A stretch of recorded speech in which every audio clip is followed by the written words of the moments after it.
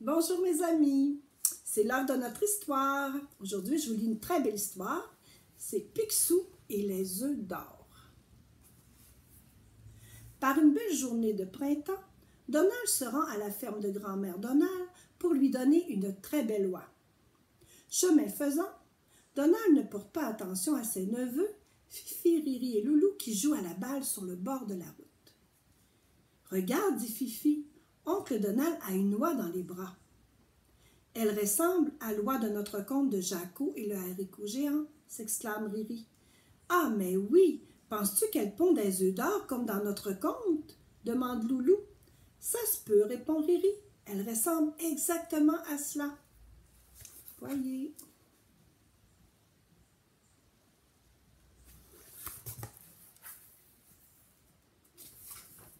Les neveux sont tellement intrigués par l'oie qu'ils n'aperçoivent pas oncle Picsou derrière eux qui vient tout juste d'arriver. Oncle Picsou écoute ce qu'ils disent sur cette oie spéciale et ses œufs d'or. Il est curieux, hein? Et si c'était vrai, se demande-t-il. Si cette oie pond des œufs d'or, j'en veux une. Picsou rattrape Donald. Bonjour Donald, lui dit-il d'une voix aimable. Ah, bonjour oncle Picsou, répond Donald. Dis donc que tu as une belle oie, enchaîne Picsou.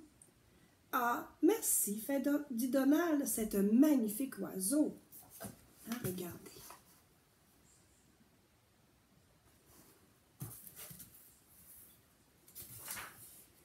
J'aimerais bien te l'acheter, propose Picsou. Désolé, oncle Picsou, j'allais justement la donner à grand-mère. Écoute, Donald, je te l'achète le double du prix que tu l'as payé. Comme ça, tu pourras en acheter une autre à grand-mère. Le double du prix que je l'ai payé, demande Donald surpris. Mais pourquoi oncle Picsou me paierait-il plus d'argent que cet oiseau en vaut, se dit Donald. Bof, c'est son argent après tout. Oncle Picsou doit bien savoir ce qu'il fait. Je vais la lui vendre et j'en achèterai deux comme celle-là à grand-mère. Alors voilà, on voit Donald qui vend à oncle Picsou son oie, puis qui se dit qu'il va en acheter deux à grand-mère.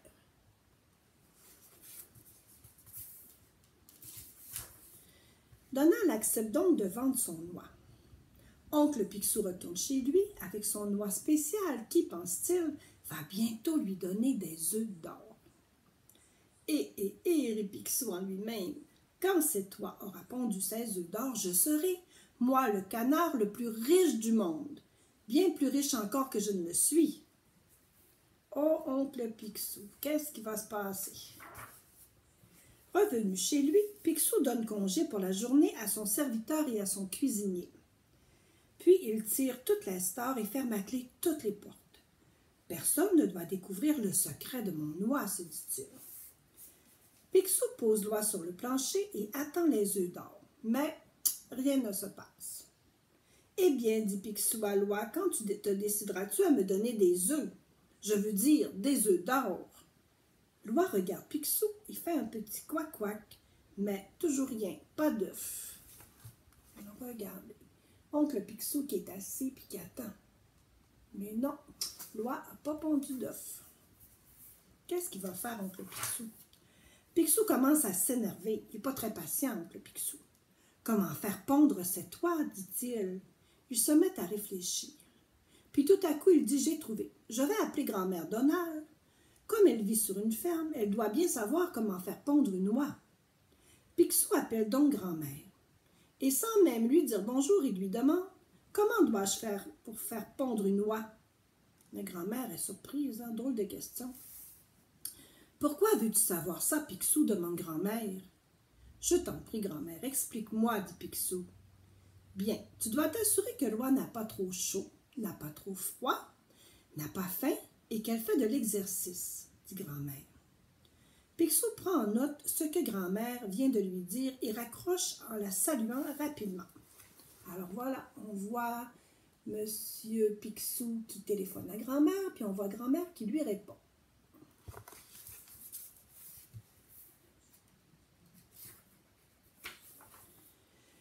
À ce moment, grand-mère entend frapper à sa porte. C'est Donald qui lui apporte deux magnifiques oies blanches. Oh, merci, Donald, lui dit grand-mère. C'est bizarre. Je viens tout juste de parler à Picsou à propos des oies.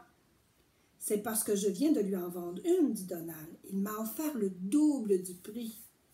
Bizarre, dit grand-mère. Ce n'est pas le genre de Picsou de payer trop cher quand ça ne le vaut pas. Je me demande bien pourquoi il voulait absolument en acheter une. Aucune idée, répond Donald. Il voulait peut-être avoir des œufs d'oie pour son petit déjeuner. Alors voilà, Donald qui arrive chez grand-mère avec les oies, puis qui lui donne un cadeau.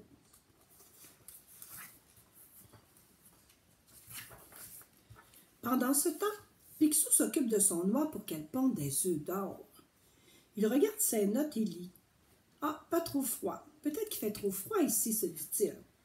Picsou installe bien confortablement l'oie dans son fauteuil préféré. Puis il allume un feu dans la cheminée et approche le fauteuil. Il la couvre ensuite avec une belle couverture moelleuse. Il se rassoit et attend les œufs d'or.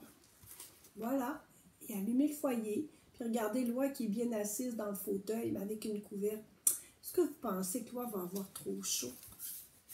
Moi, je pense que oui. L'oie se met à avoir chaud. Elle sort ses ailes. Ses plumes commencent à dégoûter. Elle regarde Picsou, mais elle ne pond pas d'œuf. Picsou a lui-même très chaud. Il examine les notes que grand-mère lui a dites et il lit pas trop chaud. Oups! Il retire vivement la couverture, éteint le feu dans la cheminée et repousse le fauteuil. Bon, là, il s'aperçoit que son oie a vraiment bien trop chaud. Trop chaud. Puis là, il décide de fermer le foyer. Puis là, il va chercher une autre solution. Picsou va vite à la cuisine et revient avec un sac de glace qu'il pose sur la tête du pauvre oiseau. Puis il allume le ventilateur qu'il tient juste en face de l'oie. Là, dit-il, bientôt elle aura moins chaud. Ouf, là peut-être qu'elle va avoir froid. Mais en moins de deux, l'oie se met à frissonner et à grelotter comme de fait. Elle perd ses plumes en claquant des ailes. Elle a le bec qui commence à devenir tout bleu. Elle ne pond aucun œuf. Oh, petite oie, regardez ça. Là, il a mis de la glace, le ventilateur, mais son oie, là, a froid, là. Trop chaud, trop froid. Je pense que mon oncle Picsou, il n'a pas la bonne méthode. Picsou se réchauffe en se mettant une couverture sur ses épaules. Puis, il recommence à lire les notes de grand-mère. Pas trop fin. Mais ça doit être ça. Picsou arrête le ventilateur, il enlève le sac de glace de la tête de l'oie, puis il va vite à la cuisine lui préparer une bonne soupe chaude. Là, ma belle, dit-il en posant le bol de soupe en face de l'oie. L'oie regarde Picsou avec ses grands yeux clairs. Elle ne mange rien et ne pond aucun œuf. Pauvre petite oie! Hey, c'est pas facile, hein, vivre avec oncle Picsou. Que vais-je inventer pour te faire pondre? Crie alors Picsou. Je veux des œufs d'or. Tout étonné, l'oie fixe Picsou. Il ne doit pas comprendre ce qui se passe. Hein? Que grand-mère m'a-t-elle dit de faire d'autre? Ah oui, besoin d'exercice, c'est ça. Et voilà que Picsou sort dehors et se met à courir derrière la pauvre oie en criant « Eh bien, tu as besoin d'exercice, te voilà servi. » Hein, il a regardé ses notes puis il a vu qu'il fallait faire de l'exercice. Alors il s'est mis à courir après l'oie. Pauvre petite. Elle doit avoir peur. Après un moment, Picsou s'arrête pour se reposer. Toute contente, l'oie s'assoit et se repose elle aussi, mais ne pond aucun œuf. Aucune des idées de grand-mère ne fonctionne. Picsou ne sait pas quoi inventer d'autre. Comment va-t-il faire pour faire pondre son oie? Tout à coup, Picsou se souvient que ses neveux ont parlé d'un conte intitulé « Jacko et le haricot géant ». Le secret des œufs d'or s'y trouve peut-être. Alors Picsou il va aller chercher le livre puis il va vérifier s'il ne pourrait pas trouver un secret pour que son oie lui ponde des œufs en or. Picsou court à sa bibliothèque et retire le livre du conte, le livre de conte de la tablette. Il l'ouvre à la page de l'image de l'oie. Effectivement, dans le livre, elle a pondu un œuf en or. Picsou revient dans la cour avec le conte. Il place l'image sous le bec de Loi. « Tu vois ça, lui crie Picsou, c'est ça que tu devrais faire. » Loi regarde le livre, puis fixe Picsou. Elle cligne des yeux, mais ne pond aucun œuf. Voyez Monsieur Picsou qui montre à notre Loi le livre, puis lui montre qu'elle doit pondre un œuf en or. Mais je pense qu'elle ne comprend pas trop qu'est-ce qui se passe, hein, Loi. Elle doit vraiment trouver ça bizarre. Picsou regarde dans le livre encore une fois. Puis, il pense que s'il se comportait un peu plus comme un géant, peut-être que son oie pondrait des œufs d'or. Il se redresse du mieux qu'il peut et se met à lire les mots du géant du livre. « Pond, oie, pond !» dit-il, de sa grosse voix. Hein? Il pense que s'il lui dit de pondre, elle va le faire. Parce que dans le livre d'histoire, c'est ça qui est écrit. Loi commence à avoir peur. Elle hérisse ses ailes. Elle n'est pas habituée à voir des gens hurler. Elle regarde fixement Picsou. Elle fait un fort couac-couac, mais ne pond aucun œuf.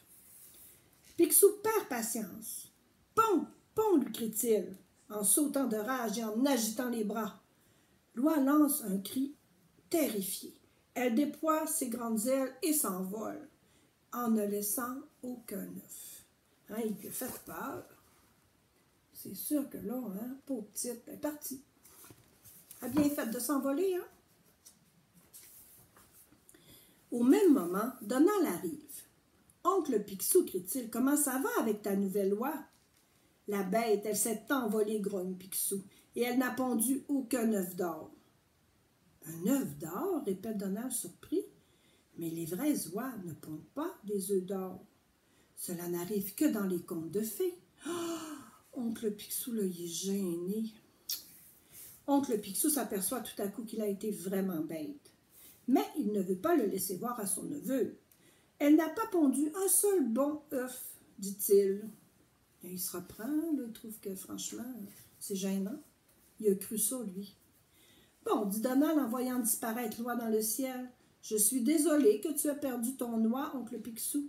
Ça me ferait bien plaisir de t'en vendre une autre, si encore une fois tu me donnes le double du prix que je la paie. » Picsou en a assez. Il retourne chez lui et claque la porte. « Si je n'avais pas été aussi radin, se dit-il tristement, je n'aurais perdu ni mon argent ni mon oie. » Mais lorsqu'il entre dans sa cave remplie d'argent, il commence à se sentir mieux. « Je suis peut-être plus pauvre qu'avant, ajoute-t-il, mais je suis encore le plus riche canard du monde. » Alors voilà, M. Picsou avec son or chez lui. Il est vraiment, vraiment radin. Alors voilà. Alors toi, demain, à Pâques, est-ce que tu vas avoir en cadeau des œufs en or? Ben non, tu vas avoir des œufs en chocolat.